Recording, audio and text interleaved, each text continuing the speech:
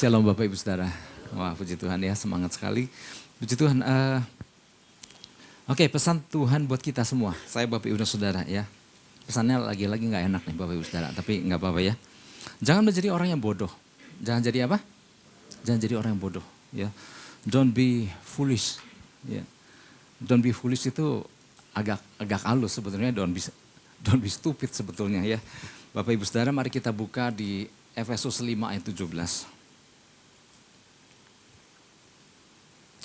Oke, kita ayat 1 ini kita udah hafal ya Bapak Ibu Saudara. Dan ini bukan yang pertama kali Tuhan kasih pesan ini ya. Kita baca sama-sama, 1, 2, 3. Sebab itu janganlah kamu bodoh, tetapi usahakanlah supaya kamu mengerti kehendak Tuhan. Wow. Kata bodoh atau kata tolol adalah kata yang umum sekali digunakan orang-orang, dan umumnya kata-kata itu umumnya ditujukan kepada apa? Kepada kalau orang bilang bodoh, orang bilang tolol itu biasanya ditujukan kepada siapa? Kepada pribadi yang kadang lambat untuk menangkap, ya. Pribadi yang sulit mengerti meskipun sudah dijelaskan. Nah biasanya kalau udah dijelaskan nggak ngerti-ngerti biasanya berujung dasar kamu mungkin bodoh gitu ya. Atau kata bodoh atau tolol itu ditujukan kepada mereka yang memiliki mungkin prestasi akademis yang agak lemah gitu ya. Kadang guru nggak segan-segan untuk berkata seperti itu ya. Memang sangat nggak enak sekali. Tapi Bapak Ibu Saudara, bagi orang-orang yang berada di dunia pergaulan ya, pergaulan di luar sana tentunya, yang namanya bodoh dan tolol ada kata-kata biasa. Ya, kata-kata yang ditujukan sama temennya, ya kalau di Bandung tuh kalau nggak kata bodoh, goblok, tolol tuh sama anjing itu udah kayak kata-kata akrab, semakin banyak dikeluarkan semakin akrab sama temennya. Ya, jadi kata-kata yang mungkin buat sebagian orang nggak enak, tapi buat sebagian lagi di dunia pergaulan adalah hal yang biasa, menambah keakraban Bapak Ibu ya. Tetapi orang tua umumnya akan memperingatkan anak-anaknya untuk apa? Untuk tidak menggunakan kata-kata tersebut ya di dalam percakapan ya. Termasuk kita juga anak-anak Tuhan ya. Kata-kata tersebut udah banyak dihilangkan penggunaannya ya, karena ya berbagai anggapan ya, karena selain kata-kata tersebut kurang pantas apalagi ditujukan kepada orang lain, ditambah pula beberapa ayat kan mengatakan kayak di Amsal gitu kan. Ya, hidup mati dikuasai lidah. Siapa orang suka menggemakannya akan memakan buahnya kan gitu. Sehingga itu pula yang membuat kita juga menjaga kata-kata kita. Sehingga betul ada kuasa di dalam mulut kita, ada kuasa dalam perkataan kita.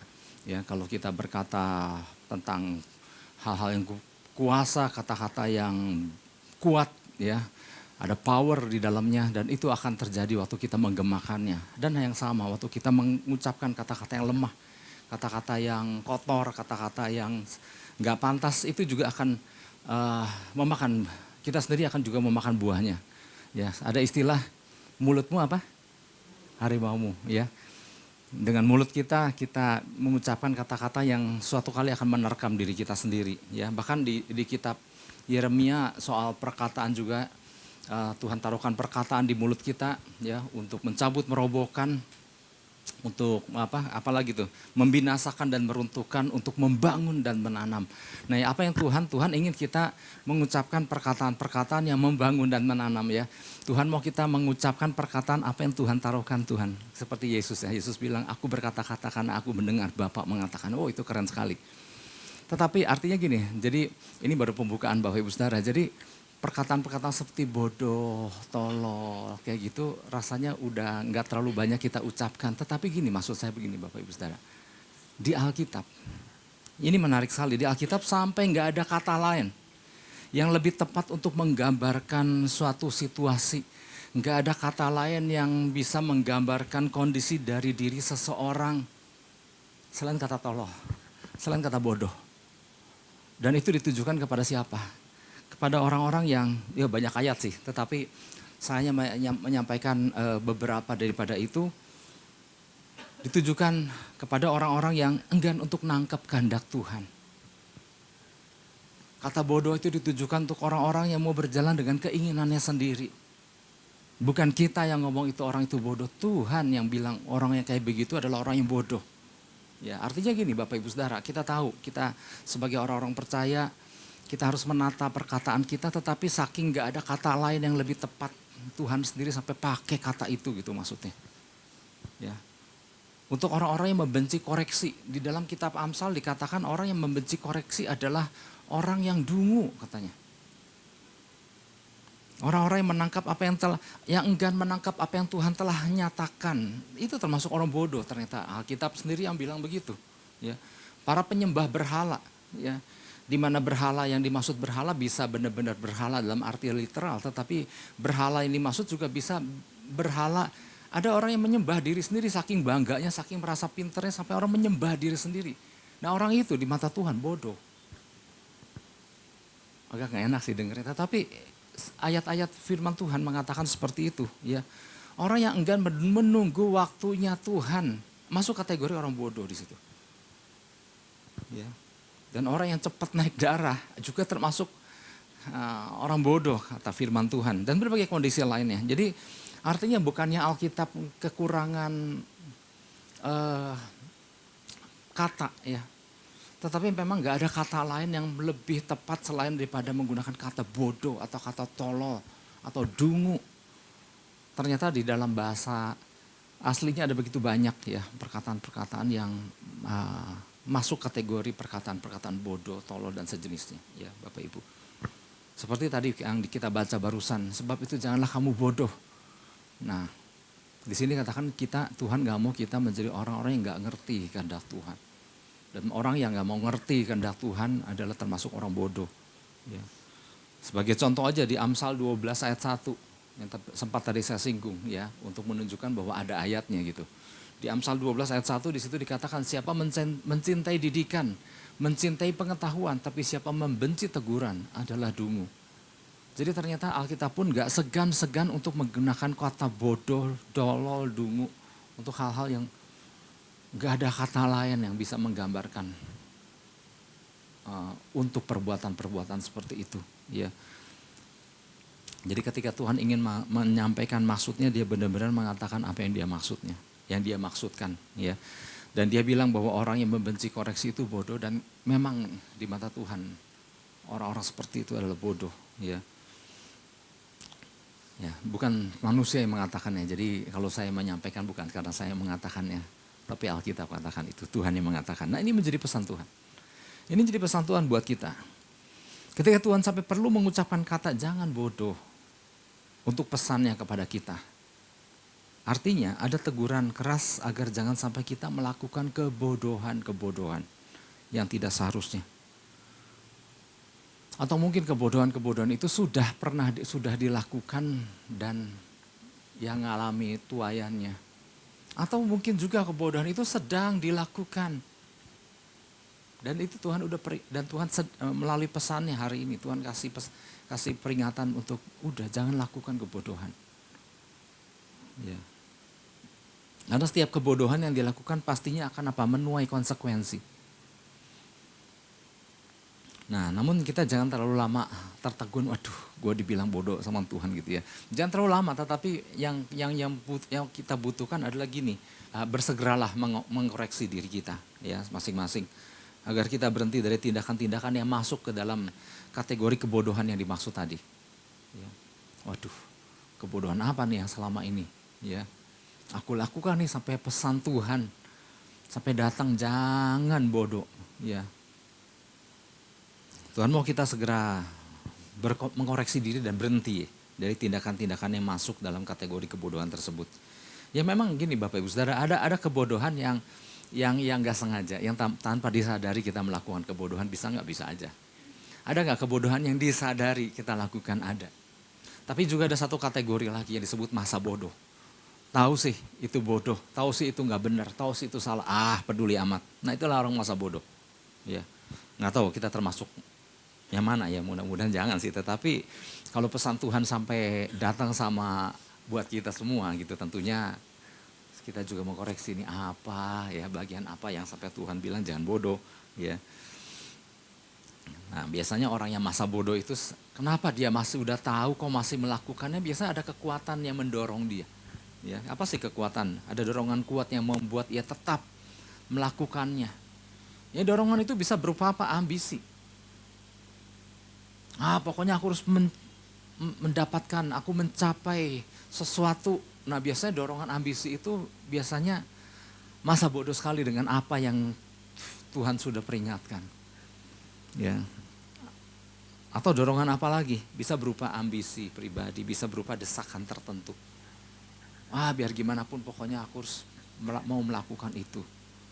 Ataupun ada support ya dari luar yang membuat kok kita bisa punya tenaga, kemampuan untuk melakukan padahal udah tahu itu sesuatu yang gak betul.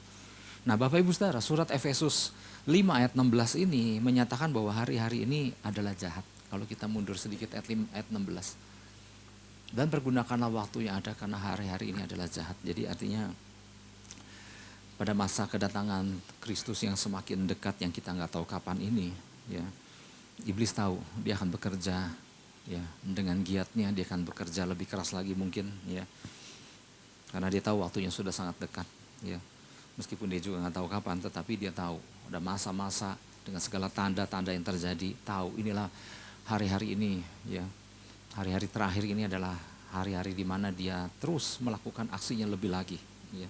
Berbagai bujuk rayu tipu muslihat terus dilontarkan ya untuk menjatuhkan orang-orang percaya yang bodoh itu ya. Nah jangan sampai kita termasuk yang bodoh itu ya. Nah oleh sebab itu mari Bapak Ibu Saudara, orang bodoh seperti apa sih yang dimaksud dengan pesan Tuhan ini yang harus kita koreksi ya. Mungkin beberapa poin ini boleh mengingatkan kita masing-masing ya, jangan sampai ada kebodohan-kebodohan apa yang kita lakukan ya, yang tanpa kita sadari ya. Mestinya kita ada di dalam posisi yang mungkin tanpa disadari ya.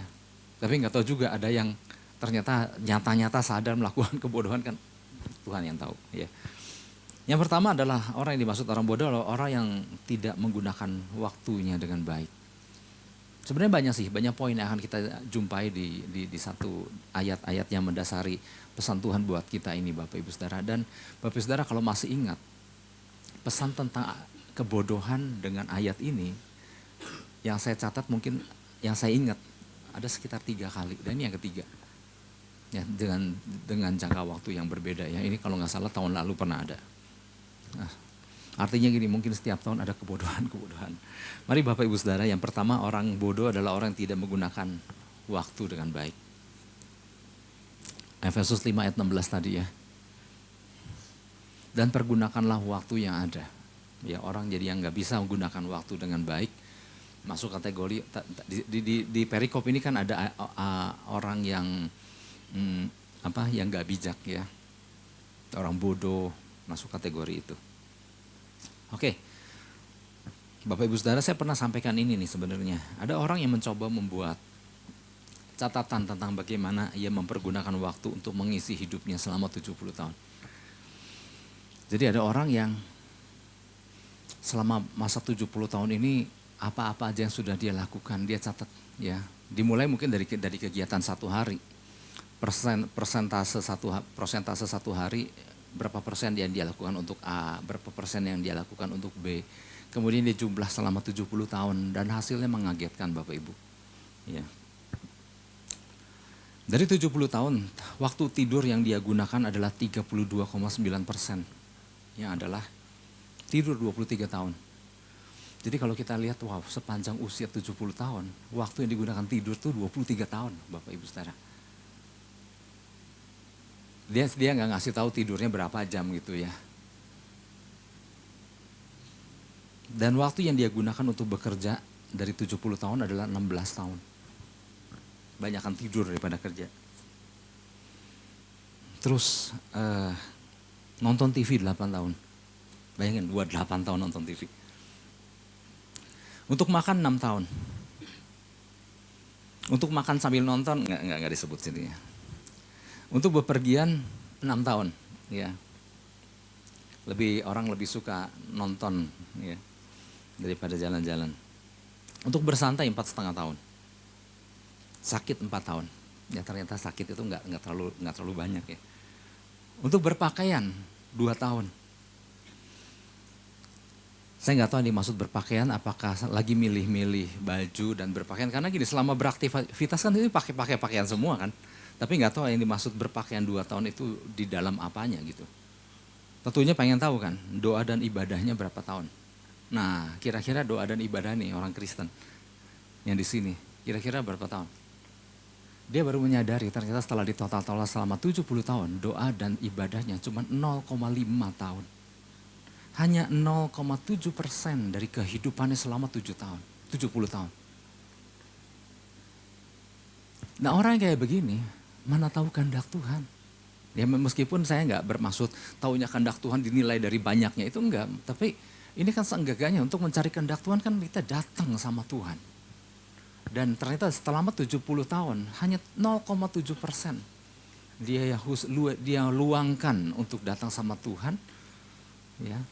Dan kebanyakan dalam bentuk ibadah, artinya bukan di dalam persekutuan pribadi tentu. Wah ini sangat menyedihkan Bapak Ibu Saudara. Nah dia tahu-tahu dia hitung itu setelah waktu dia umur 70 tahun. Nah kita pun ternyata dapat membuat catatan tentang kehidupan kita dalam rentang waktu 1 tahun, 1 minggu atau 1 bulan atau 1 hari. Kita bisa menghitung-hitung prosentase waktu yang kita gunakan, ya. Nah, catatan tadi paling tidak akan menjadi cermin bagaimana kita menjalani waktu yang Tuhan karuniakan di dalam kehidupan kita. Ya. Mungkin kita akan terkejut, ya, banyaknya waktu yang jangan sampai, ya, banyaknya waktu yang kita sia-siakan, yang tidak berguna untuk hal-hal yang sifatnya sementara waktu, yang sifatnya dunia, ya. Sedangkan untuk hal-hal yang rohani, artinya hal-hal membangun keakraban dengan Tuhan, malah ternyata itu yang waktunya yang paling minim. Jangan sampai itu, ya. Orang percaya benar-benar menggunakan waktu dalam hidupnya dengan baik, dia akan lebih mengerti akan kehendak Tuhan, ya, di ayat 17.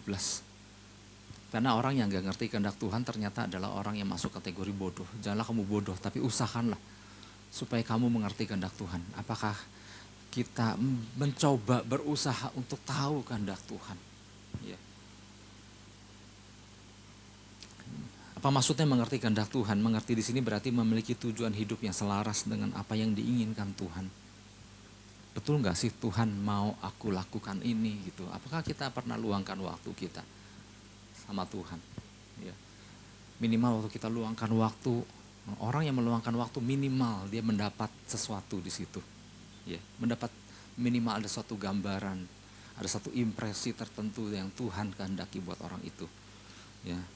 Apa yang diinginkan Tuhan, ya, God's will upon our life, ya. Nah, untuk mengerti kehendak Tuhan maka kita harus memberi waktu yang cukup untuk Tuhan. Dengan cara apa? Ada duduk diam di kaki Tuhan, ya. Seperti Maria duduk di kaki Tuhan, duduk di dekat kaki Yesus dan mendengarkan perkataannya. Ada waktu yang diluangkan untuk bersekutu sama Tuhan dan cari tahu apa sih yang menjadi kehendak Tuhan dalam hidup kita. Dan itu baru satu hal, apa yang Tuhan kehendaki dalam hidup kita dan apa yang Tuhan mau kita lakukan untuk kepentingan kerajaan sorga. Wow, itu semua kita bisa dapatkan di hadirat Tuhan waktu kita meluangkan waktu kita. Ya. Belum lagi kita mau mengenal lebih lagi tentang isi hati Tuhan. Ya. Dan ini gak bisa lepas dari firman Tuhan. Ya. Membaca, merenungkannya. Karena itu apa yang Tuhan nyatakan harus laras dengan apa kata firman Tuhan.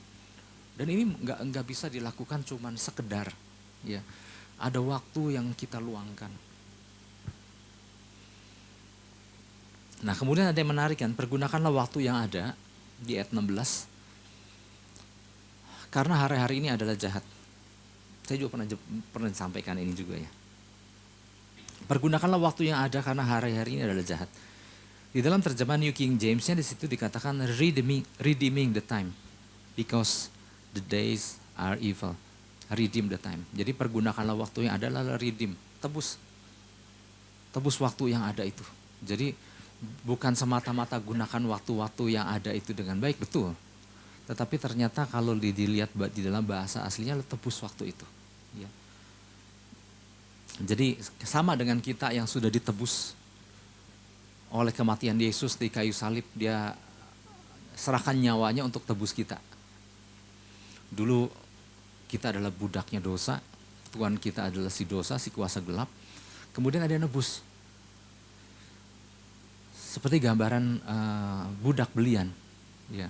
Budak belian itu bisa berpindah tuan kan. Kalau kemudian waktu dia dijual ada tuan baru yang membelinya. Nah kita itu ada yang membelinya, tuan yang baru kita. Namanya Yesus Kristus. Nah sama seperti budak waktu dia dibeli sama tuan yang baru. Maka semua hidupnya dari si budak itu adalah milik tuan yang baru. Waktu kita ditebus sama Yesus, kita menjadi umat tebusan, ya. Sehingga semua diri kita adalah milik Yesus, bukan milik kita lagi. Termasuk waktu-waktu kita. Ya. Waktu saya bilang termasuk waktu-waktu kita, ini berbicara buat saya, oh iya ya termasuk waktu-waktu kita. Bahwa waktu kita adalah milik Yesus, milik Tuhan, milik Tuhan yang baru yang telah menebus kita. Nah, yang dikatakan redeeming the time, pergunakanlah waktu yang ada adalah gini. Ada waktu-waktu yang dulu yang pernah kita gunakan secara sia-sia. Nah Tuhan mau tebus itu waktu sia-sia itu. Wah dengan sisa umur yang gak tahu berapa lama lagi. Rasanya banyakkan waktu dulu yang sebelum mengenal Kristus ya. Ada sebagian orang yang aduh lamaan dulu waktu sia-sia yang digunakan. Sedangkan waktu sisa yang ada mungkin udah gak terlalu banyak lagi. Kalau dilihat rata-rata usia. Tetapi firman ini bilang, nah yang waktu yang sia-sia dulu ini tebus. Gimana cara nebusnya? Dengan menggunakan waktu-waktu sisa ini lebih maksimal. Sehingga waktu-waktu yang kita gunakan secara maksimal jumlahnya nebus yang lalu-lalu yang bodoh-bodoh itu. Wow. Gampang gak Bapak Ibu Saudara? Bukan soal gampang gak gampang, soal keputusan sebetulnya. Ya. Nah waktu kita nggak nangkep ini dan kemudian kita akhirnya berjalan tanpa tahu kehendak Allah. Nah itu bodoh.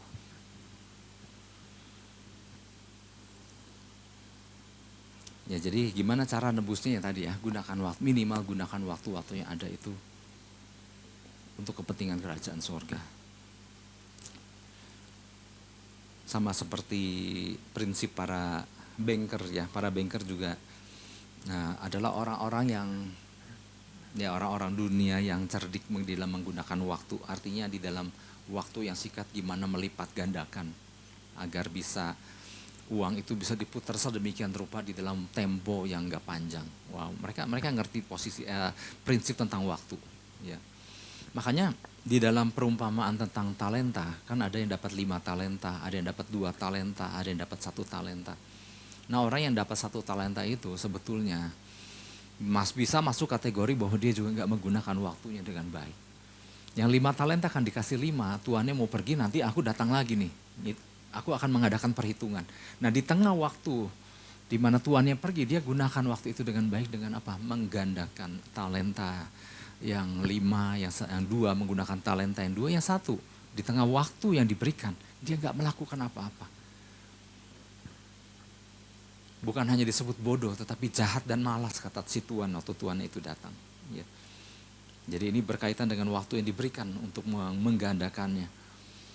Nah Bapak Ibu Saudara di Alkitab pernah ada satu masa di mana Yesus ketemu dengan 2 orang murid ya. Kisah lamanya udah kita sering dengar.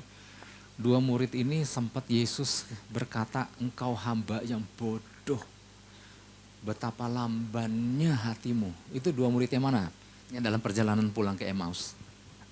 Artinya benar-benar 2 murid ini di saat di hari kebangkitan Yesus. Dia gak tahu Yesus sudah bangkit. 2 orang ini malah pulang ke kampung halaman dengan kecewa. Ya kita pernah bahas itu. Dengan percumalah gitu ya. Mending pulang aja ke kampung halaman. Tetapi Yesus menghampiri mereka. Ketika mereka dalam perjalanan menuju kampung halaman. Dan di situ kita melihat bagaimana 2 murid itu tidak mengenali Yesus. Dan cerita bagaimana kecewanya mereka. Yesus yang mereka anggap raja ternyata ya dia ditangkap. Ya dia disiksa. Mati lagi. Ngapain ikut raja yang model begitu gitu ya. Mereka kecewa. Dan di situ Yesus katakan engkau hamba yang Lukas 24 ayat 25. Di situ dikatakan, hai kamu orang bodoh, betapa lambannya hatimu, sehingga kamu tidak percaya segala sesuatu yang telah dikatakan para nabi. Di dalam bahasa sehari-harinya mungkin Yesus bilang, kemana aja lu gitu. Ada banyak kitab-kitab nubuatan para nabi tentang Mesias, tentang pribadi yang diurapi ini, yang suatu kali akan ditangkap, disiksa mati dan bangkit pada hari yang ketiga.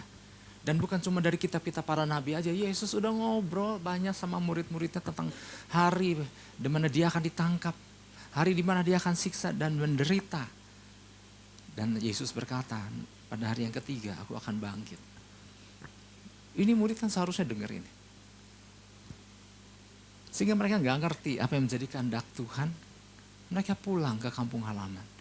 Nah disitulah dimana Yesus berkata sama mereka, hai kamu orang bodoh, betapa lambannya hatimu.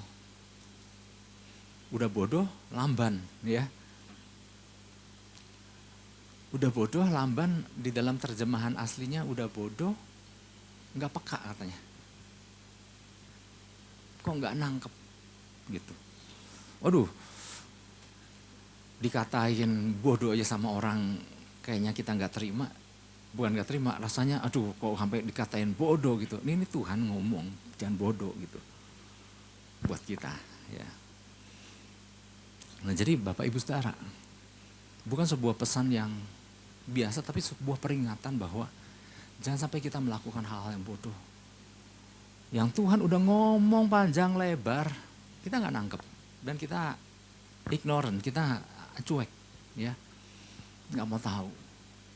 Sehingga itu orang-orang seperti itu masuk dalam kategori orang bodoh. Karena berapa banyak ya di mulut saya pagi ini ngomong bodoh, tolol, lamban gitu ya. Tapi hanya menyampaikan apa yang Tuhan sampaikan buat kita semua. Nah orang bodoh seperti apa lagi yang dimaksud? Tadi yang pertama orang yang nggak tahu menggunakan waktu dengan baik, artinya orang-orang yang nggak mau meluangkan waktu bersama Tuhan sehingga nggak ngerti kehendak Tuhan. Ya. Yang kedua adalah orang yang tidak menyadari masa yang sedang berlangsung. Nah orang bodoh yang tadi yang saya sampaikan, kata bodoh yang sama di dalam bahasa asli itu afron. Afron itu artinya bukan cuma bodoh aja, tetapi yang tadi saya sampaikan senseless, nggak peka, nggak nangkep. Ya. Efesus 5 ayat 15-16. Karena itu perhatikanlah dengan saksama bagaimana kamu hidup, janganlah seperti orang bebal. Aduh ngomong lagi bebal sekarang ya. Tetapi seperti orang arif. Dan pergunakanlah waktu yang ada karena hari-hari ini adalah jahat. Nah jadi penekanannya adalah gini, tahu nggak kita bahwa hari-hari ini tuh hari-hari yang jahat gitu ya. Kita dipanggil untuk melakukan apa yang Tuhan kehendaki, bukan semata-mata melakukan pekerjaan buat diri kita aja. Suatu kali Yesus pernah bersama murid-muridnya berjumpa dengan seorang buta dari lahir. Itu ada di Yohanes 9. Bersama murid-muridnya, dia layani orang buta ini. Dan murid-muridnya nanya, ini guru ini buta kenapa? Karena dosa atau karena dia atau karena orang tuanya ya melakukan dosa pribadi atau karena kutuk gitu kurang lebih ya. Tapi Yesus bilang bahwa karena ada pekerjaan Tuhan yang harus dinyatakan di dalam kehidupan orang ini. Dan orang ini Tuhan sembuhkan, Yesus sembuhkan sehingga terceliklah orang yang buta sejak lahirnya ini. Nah, tapi ada hal yang menarik di situ. Yesus bilang, kita harus, Yohanes 9 ayat 4. Kita harus mengerjakan pekerjaan dianya D besar ya, Yohanes 9 ayat 4. Kita harus mengerjakan pekerjaan Dia yang mengutus aku selama masih siang. Akan datang malam di mana tidak ada seorang pun yang dapat bekerja. Jadi di sini Yesus lagi bicara apa? Bicara soal waktu. Enggak selama-lamanya waktu itu siang. Akan ada masa di mana Dia akan datang kali yang kedua. Tapi selama masih ada kesempatan, selama hari masih siang istilahnya, maka itulah kesempatan kita bekerja untuk lakukan sesuatu untuk kerajaan surga. Nah, waktu Yesus bilang begini, dia bilang di antara muridnya di depan orang yang lagi buta itu. Artinya ini maknanya dalam nih, artinya Yesus lagi bilang, jangan jadi orang buta. You harus ngerti bahwa ada masa di mana kita bisa bekerja, ada masa di mana kita udah gak bisa bekerja lagi.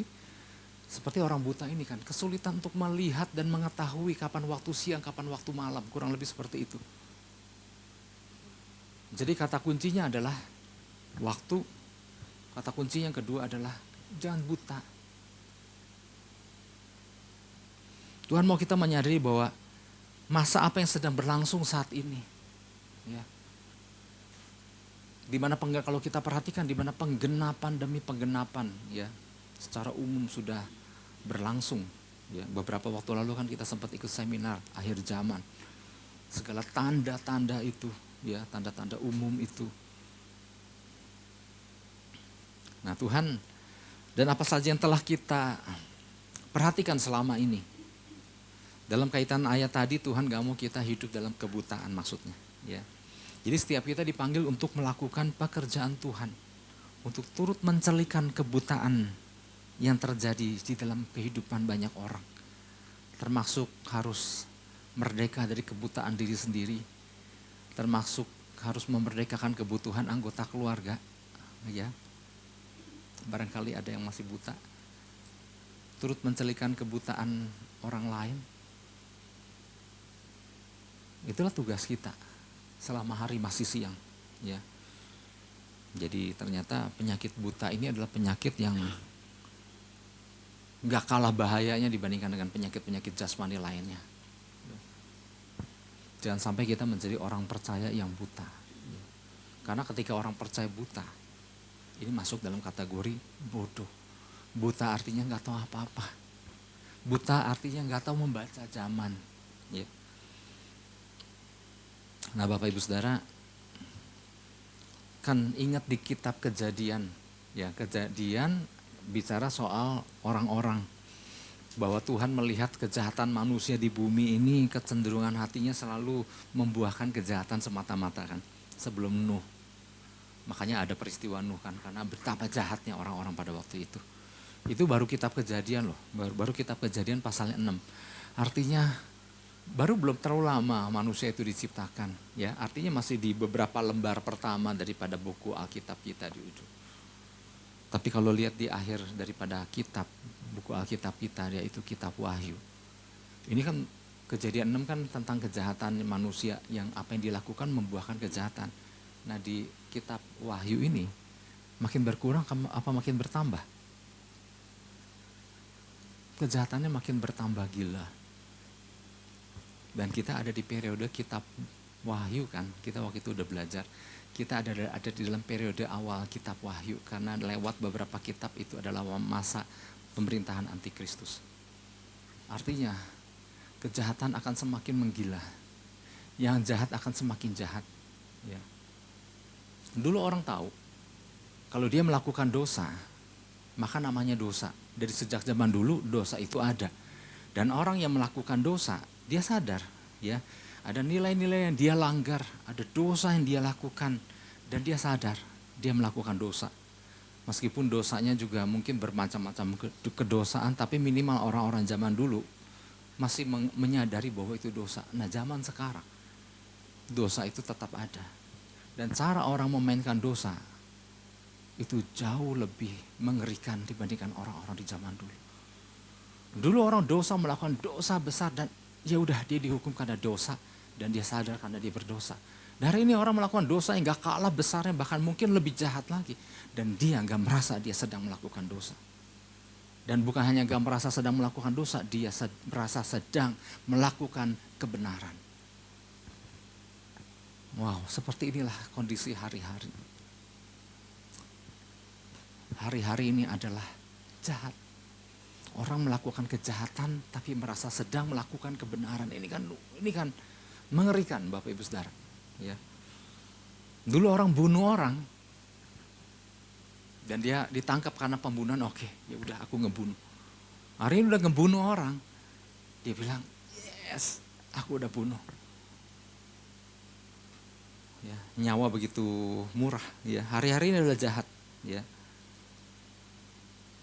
Ada begitu kejahatan, banyak kejahatan yang terjadi Bapak Ibu Saudara. Oke, gini deh. Tadi kan sempat Yesus waktu melayani orang buta tadi, lakukan pekerjaan selama masih siang, pekerjaan Tuhan selama masih siang akan datang malam. Dan Yesus bilang di hadapan orang buta, artinya gini, matanya jangan buta. Nah Bapak Ibu Saudara, kata senseless atau afron tadi, artinya tidak memiliki ketajaman, tidak memiliki penglihatan yang tajam, atau tidak peka. Dan itu sama dengan penyakit buta. Dan jangan sampai kita punya penyakit buta itu. Waktu si orang percaya mengalami penyakit kebutaan ini, maka dia termasuk orang yang bodoh. Waduh. Nah, buta apa aja? Ternyata banyak kategori buta. Ya. Yang pertama penyakit buta nilai. Kita harus sebagai warga kerajaan sorga, kerajaan sorga punya nilai loh. Jangan sampai kita menjadi orang percaya yang udah kehilangan nilai kerajaan sorga. Ya. Nilai kerajaan sorga banyak ya, di dalamnya ada kasih, di dalamnya ada pengorbanan, di dalamnya ada kesetiaan, kemurah hatian, kelemah lembutan. Ya itu salah satu yang di buah roh itu. Tapi artinya itulah nilai-nilai kingdom value. Nilai-nilai yang kerajaan sorga yang harus kita hidupi. Nah jangan sampai kita menjadi orang-orang percaya yang udah kehilangan nilai. Ya. Yang justru jangan sampai kita orang percaya menghidupi nilai-nilai yang sama yang dihidupi orang dunia. Ya. Dimana orang dunia menghidupi nilai-nilai yang penting senang, yang penting tampilan luar, yang penting tentang pencapaian, ya, yang penting hal-hal yang disukai dunia. Jadi jangan sampai menjadi orang percaya yang ingin disukai dunia gitu. Bahkan hari-hari ini kan pelanggaran hukum di tengah-tengah bangsa, aduh kayak jadi ngomongin itu nggak enak ya. Melakukan pelanggaran hukum di tengah-tengah bangsa, kok merasa kayak nggak merasa apa-apa gitu. Itu kan udah kehilangan nilai. Nilai apapun termasuk nilai Pancasila, nilai demokrasi. Yang kedua penyakit buta sosial.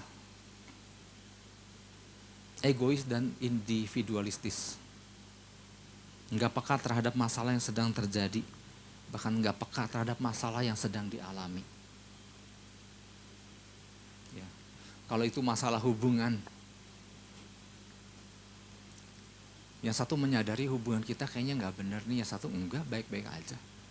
Nah itu kan artinya ada yang nggak peka nih di sini, ya di dalam hal ini maksudnya itu dikatakan penyakit buta sosial, nggak peka terhadap apa yang sedang dialami, ya merasa oke-oke aja, nggak mau berusaha untuk memperbaiki, itu adalah termasuk buta sosial, ya. Pesan Tuhan minggu lalu cukup keras juga ya, jangan hidup dalam kebohongan.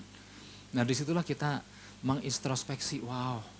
Ada pro dan kontra apa ya yang mungkin masih ada gitu ya. Tapi ada yang merasa enggak, aku mah oke-oke aja. Aku mah gak ada kebohongan gitu. Nah itu termasuk kategori buta sosial. Kemudian ada buta spiritual.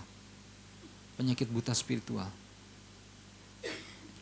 Hal yang spiritual, ya standar dasar spiritual.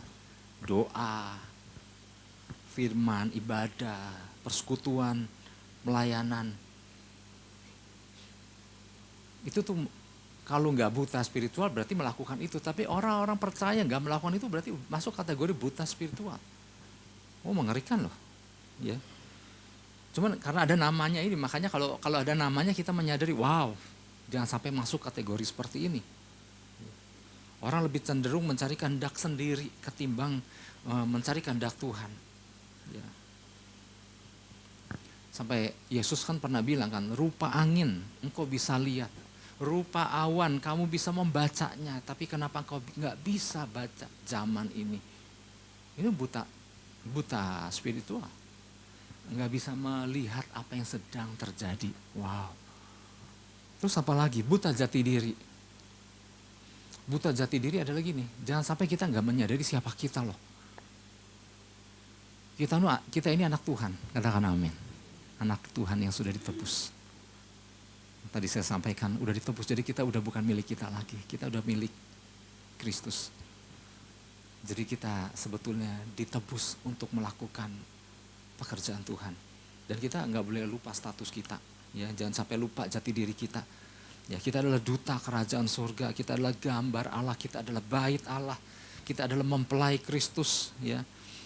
Nah jangan sampai nih si anak Tuhan sampai lupa jati diri, sampai menampilkan gaya hidup yang justru lebih buruk daripada orang yang gak percaya. Nah ini kan mengerikan kan. Kemarin ada yang WhatsApp saya, seorang anak muda. Pak Ishak, Om Ishak, saya minta didoakan kan. Saya minta didoakan supaya saya umur panjang gitu ya. Dia bilang, kok bisa tiba-tiba menghubungi doa untuk supaya minta umur panjang? Saya bilang gini, prinsipnya nih kalau kita hidup buat kerajaan sorga dan kalau kita berfungsi buat kerajaan sorga, mungkin Tuhan masih membutuhkan kita, keberadaan kita di bumi, mungkin ada perpanjangan-perpanjangan kan kalau memang berfungsi. Nah maka itu kalau mau umur panjang bukan soal didoakan, tapi hiduplah gitu untuk kepentingan kerajaan sorga, ya barangkali diperpanjang karena masih kepake gitu di bumi ini. Enggak, saya nggak mau itu. Saya masih senang dengan hobi-hobi saya yang kehidupan dunia saya. Saya bilang, ya ampun ini orang minta umur panjang tapi nggak mau untuk kerajaan sorga, tapi mau nerusin kebiasaan-kebiasaan. Ya, kamu salah hubungi saya berarti. Ada orang Kristen masih senang di bumi pengen panjang umurnya untuk menikmati dunia. Ya, artinya lupa jati diri, buta jati diri. Ya.